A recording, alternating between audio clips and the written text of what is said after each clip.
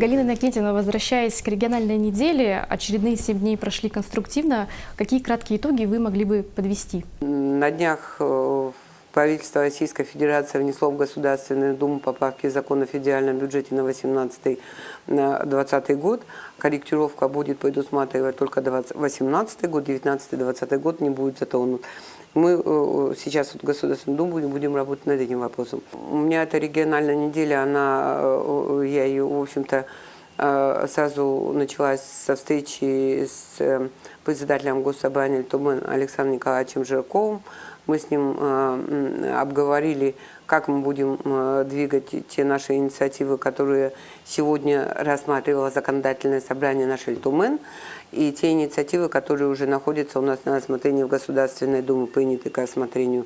Определились, и сегодня вечером у нас будет такое более подобное совещание с руководителями комитетов нашего Государственного собрания. Мы провели, вы знаете, наверное, что при главе Республики Саха-Якутия создан Алмазный совет, и Егор Афанасьевич доверил мне возглавлять Алмазный совет. Конечно, это такая доп. Нагрузка, тем более, что мы сегодня предлагаем уже Арсению Сергеевичу провести дополнительное совещание с учетом того, чтобы более расширить полномочия Алмазного совета. То есть не говорить только, что это будет только алмазо-бриллиантовый комплекс, но включить туда ряд других сопутствующих наших природных ресурсов, которые могли бы мы, собственно говоря, в рамках вот Алмазного совета с точки зрения концептуального подхода определить. Мы же сказали, что мы будем заниматься развитием местного производства в Республике Саха-Якутия, и мы должны понять, именно каким. И с учетом вот этих вот событий мы попытались скорректировать, провели рабочее совещание, скорректировать свои подходы. Может быть, мы, по сути, его оставим, по названию оставим в таком виде, но, однако, компетенцию полномочия после совещания у Арсения Сергеевича, я думаю, расширим. Потому что, вы знаете, наверное, слышали передачу по поводу мамонтовых бивней и других вот наших природных ресурсов, полезных ископаемых, по которым тоже нам нужно определиться. Думаю, что здесь с точки зрения и совершенствования федерального законодательства, и определения наших вот подходов и приоритетов мы скорректируем свои вопросы. Затем, знаете, наверное, что в Государственной Думе обсуждался вопрос по реорганизации Федерального государственного унитарного предприятия «Почта России». Ну, какое-то время в нашей прессе звучала информация, она была разная. Для людей она очень чувствительная. И Общественная палата обсуждала на каком-то этапе тот законопроект, который был размещен. Сейчас он существенно поменялся, и Общественная палата пригласила меня на обсуждение данного законопроекта, который прошел уже первое чтение. Если вот так в целом сказать, конечно, надо менять подходы, надо с учетом того, что качество обслуживания Почты России, есть проблемы материально-технического союза, есть вопросы заработной платы почтальонов. Эти вопросы нужно решать. Но обеспокоенность наши эксперты, общественники выражают в том, что насколько мы не потеряем здесь качество предоставления услуг Почты России, особенно отдаленной, труднодоступной нашей территории, насколько правительство Российской Федерации, когда будет готовить территориальное распределение обособленных почтовых подразделений, учет особенностей вот таких территорий, отдаленных и труднодоступных. Вот эти вот темы мы обсуждали, и сейчас Общественная палата готовит свои предложения на правительство Российской Федерации и в Государственную Думу. Вообще очень, наверное, правильный формат выбираем. Такие актуальные законы, которые затрагивают интересы населения нашей, например, республике обсуждать на таких общественных площадках, где участвуют даже студенты. Вот у нас при обсуждении этого законопроекта участвовали экспертами студенты Северо-Восточного федерального университета. Очень интересно. В рамках и послания президента Российской Федерации мы проводили совещания и обсуждали внесение изменений в законопроект об охране здоровья граждан Российской Федерации. Совещания проводились с участием Министерства здравоохранения Республики Саха-Якутия, Территориального фонда медицинского страхования, и соответствующих тех министерств, Минфина и всех других. Мы обсуждали внесение изменений поправок в этот закон с точки зрения сохранения стационаров в участковых больницах. Тоже избитая тема, очень такая, чувствительная для нашего населения. Но, однако, пока мы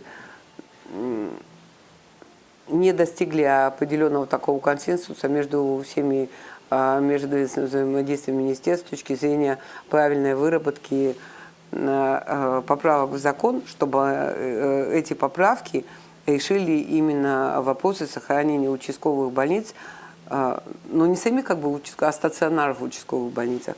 Надеюсь, мы с учетом того, что председатель комитета по здравоохранению Дмитрий Анатольевич Морозов предварительно, пока если жизнь какие-то коррективы свои не внесет, согласился любезно расширенное заседание комитета Государственной Думы по здравоохранению провести в Республике Саха-Якутия в конце этого года. При этом его провести как межрегиональный выездной комитет по здравоохранению. Вчера мы еще раз уточнились, и сегодня направили письмо в комитет о том, что мы готовы все организационные вопросы здесь решить. Кроме того, планируется приезд председателя комитета по природным ресурсам. Речь пойдет о как раз-таки регулировании вопросов по бивням мамонта. Каждый приезд, каждую региональную неделю я веду прием граждан. Это обязательно в моем плане, в графике присутствует. Но всегда прием граждан очень трудно проходит.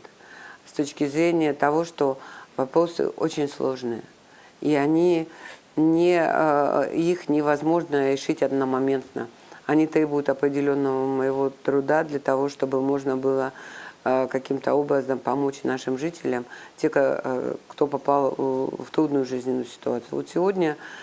Сегодня были несколько человек с проблемами по обманутым дольщикам. Наши компании, которые, собственно говоря, взяли деньги у граждан, но при этом продукт им не выдали. Это были гаражи сегодня и жилье, где, собственно говоря, были дважды проданы квартиры. Будем заниматься, конечно, шансов не так много. Наверное, основная здесь причина, что прошел длительный период времени. Где-то вся эта эпопея начиналась 5-6 лет назад. А люди сегодня, пройдя все инстанции, вынуждены были прийти ко мне. Сегодня еще на приеме была женщина молодая, 5 детей, живет в арендованной квартире, образования нет, работает няней. Жить очень сложно. Собственно говоря, просит просто помочь. Тоже будем искать, наверное, какую-то программу для того, чтобы ей обеспечить обучение каким-то образом. Образования у нее нет никакого. Постараемся через департамент занятости найти какую-то форму для того, чтобы она получила хотя бы какую-то профессию. Для того, чтобы все-таки сегодня с ней такой сложный был разговор, потому что дети возраста от 2 до 10 лет, 5 детей, она одна, с мужем разведена, жилье арендовано. Все, в общем, все так как-то очень зыбко. И мы с ней вот так откровенно поговорили, что нельзя рисковать детьми, вот, не имея ничего такого совершенно стабильного на сегодня. Будем вот заниматься этими вопросами. Так что у меня очень разноплановые вопросы, с которыми жители идут. Конечно, говорю, я не волшебник, чтобы вот все вопросы решить, но, по крайней мере, я стараюсь ничего без внимания не оставлять и по мере своих сил, возможностей, компетенции, своего статуса буду стараться хотя бы вот какие вопросы возможно, будем стараться их решать.